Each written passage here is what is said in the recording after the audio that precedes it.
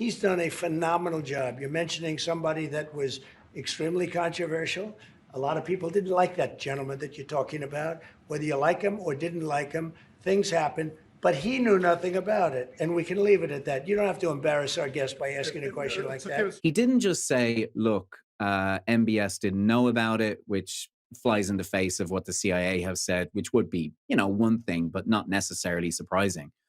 What he did was he justified the execution of a journalist. Jamal Khashoggi was not some sort of opposition activist or dissident who masqueraded as a journalist. He'd been the editor-in-chief of Al Madina, which is a very significant newspaper in Saudi. He'd worked as the editor of, I think, Al Watan. He'd worked for Arab News. He'd been a foreign correspondent for one of those newspapers, I think Al Watan, where he'd worked in kind of Afghanistan and Sudan and other places.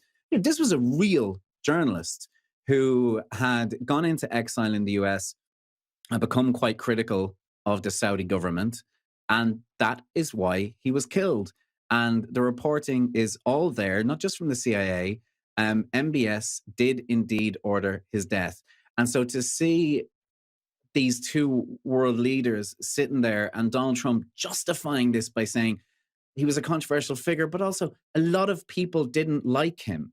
Therefore he deserved to be chopped up with a bone saw. I really feel like we're entering some kind of a new era of impunity, where we've kind of never seen world leaders speak this way.